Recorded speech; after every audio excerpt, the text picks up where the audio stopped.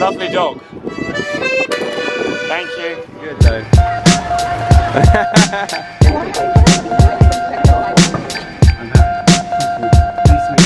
Don't fall off now.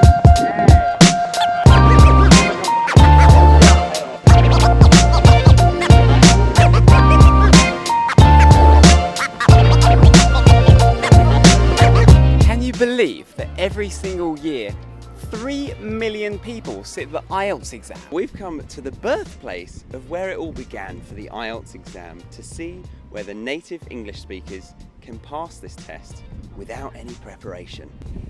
And in this video, we're going to focus on part 2 of the IELTS speaking exam. Let's go!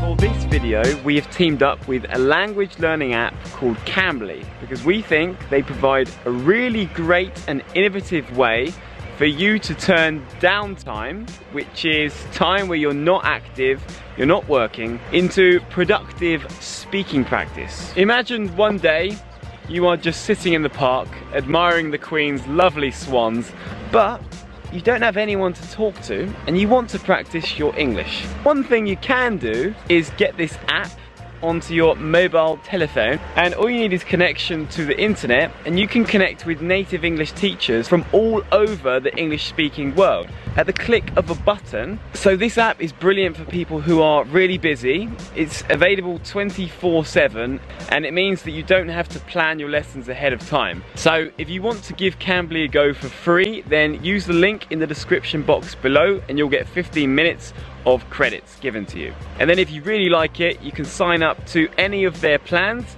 and you will get 10% discount on us. But make sure you do that quickly because you only get 2 weeks from now to get that 10% discount. So enjoy that and let's get back to Cambridge.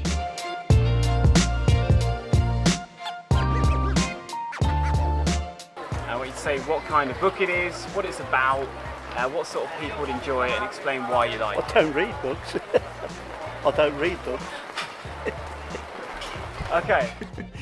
If you don't have knowledge about something, feel free to just make it up. IELTS is an English exam, not a personality test, and you'll never be marked down for lying. So let's give this guy another go and see what he can come up with. Describe a time of day that you like. Well, usually time of day is mornings. Love the mornings, yeah, when the sun's up, you know, and all that. But I'm not one for getting up at the crack of dawn, although when I'm up at that time, I always enjoy it. Once you're up and about, you know, I won't say when the dawn comes up, but, you know, early like that, yeah. Love it, yeah. And the last point? I don't know, there's something different about, especially nice sunny mornings. The morning and the afternoon, there's a totally different, it's the way the light shines, if you know what I mean. Sunset and that is all lovely, but there's a different feel to about the mornings to what there are in the afternoons. Yeah, but the mornings is my favourite. So, excluding his first attempt, let's give him some feedback as if it was an IELTS response. To start with, he could have spoken for longer, in fact almost twice the length.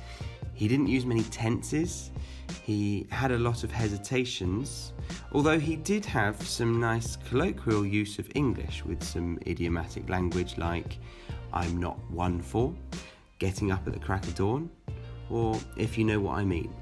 And he's even used some linking expressions like although when I'm up, or sunset and that is all lovely, but... So he's used some good language, but he didn't fully accomplish the task and he didn't cover all of the task card points. Furthermore, his speech was a little disorganised. So we're giving him a score of 7.5. Let's see if we can find some better answers for you elsewhere. I want you to describe an exercise you know, okay? Just talk a bit about it. An exercise? Yes. Squats. Squats are an exercise. You lower yourself with your knees, and you bend down. You squat, really. It's what you do. Squat. Can you show us a squat, please? Yeah, I can show us. This is a squat. That was obviously a good good technique. So Tom, you can't do that in the exam. Describe a member of your family who you get on well with. So you can say who it is. Get on well with? Okay. What relationship you have. Can we do a different question? Yeah. Okay, everything you don't get on with, or no, any member of your family. And, talk about your relationship a little bit. Yeah, I really get on with my cousin Emma. Me and her I've been visiting Spain for a long time, and she does a lot of arty stuff, and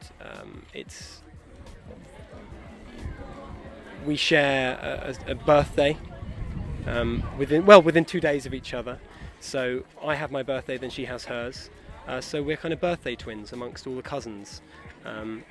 And yes, we get on very well. And whenever we meet up, we have a really nice time. And it's really nice spending time with her. That's really nice, man. I don't know if that was That's marvellous. That's so good. There we go. So Tom was consistently accurate in his use of grammar. He varied his tense form nicely by using perfect, continuous and simple structures. He also managed to include some natural phrasal verbs and colloquial language. He did repeat himself a little bit, hesitated, and again his speech was partially disorganised, but we'll give him a solid 8.0. Let's keep searching for an even better model answer for you. Right, so I want you to describe a piece of art that you like. Okay, maybe tricky. You should say what the work of art is when you first saw it, what you know about it, and explain why you like it. Yeah, my worst it would be about a horse. Right. It would be Hyperion. It was in the 1736 when it was being raced, and they drew it now. They've made a sculpture of it, and it's in Newmarket, and everybody sees it down the high street outside the Jockey Club whenever they go down there. And so everybody usually goes down there and has a photograph taken outside of it. So that was a sculpture of Hyperion. And why do you like it? I'd say I work in racing, and it's amazing how they've sculpted it, and it does look like Hyperion. And he was a very good horse in those days. You know, he won a lot of races, and so that's why they sculpted it. Right. Okay. Fantastic. Thank you very much. Hold on to your hats, ladies and gentlemen. C Nutter has jockeyed his way to the front of the pack. With the use of complex structures, less common vocabulary, and yet again the odd colloquialism, he has managed to ensure that both Tom and the old bloke eat his dust. You may have noticed that he self-corrected, which isn't a bad thing in the IELTS exam, as long as it's not too often. So, we give the jockey an 8.5. Now, if we could only find somebody who knows what the IELTS test is. And look who we've bumped into. It's Hello Chris. everyone.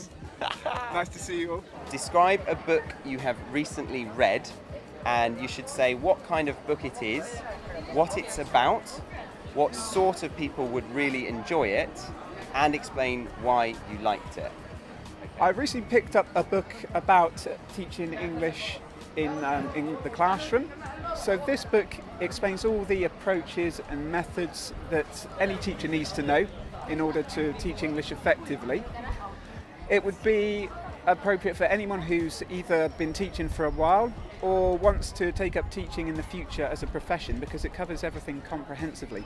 So you can look at all the techniques that you need, you can choose which are for you and which won't really suit your style. And of course it would be great, I think anyone would enjoy it who is looking to build on their career and to expand on their own development as a teacher. In terms of why I enjoyed it, I really liked the details, but also many specific examples that this book gave. So overall, I would certainly recommend it. It was a great read, cover to cover. Lovely. All right, stop the show, boys and girls. We have a clear winner. Let's take a second to show you our very own IELTS replay technology. He starts off with a quick phrasal expression. I recently picked up a book. Then before you know it, he's using a classic phrasal verb. Or wants to take up teaching in the future. Then, to wrap it up, he uses a cheeky but incredibly relevant idiom. Cover to cover. And those are just some highlights, as he uses plenty throughout his answer. You may have noticed his grammatical accuracy, using phrases like in order to teach English effectively, or it would be, or even it covers everything comprehensively. Very nice. And as was the organisation of his speech, using phrases like in terms of and overall. And finally, he used some advanced vocabulary and collocations. So, we are giving Chris from the YouTube channel Learn British English Free full marks with a score of 9.0. So we really hope that you have found this video fun and also informative if you are preparing yourself for the IELTS speaking exam. As we can see, it's difficult even for native speakers if they don't have the right strategy and techniques in place to tackle these questions. They are difficult. So when it comes to your exam, prepare yourself and make sure you search for the type of information and the type of answers that the examiners are looking for in your IELTS responses. Good luck in your exam and see you again soon for another episode.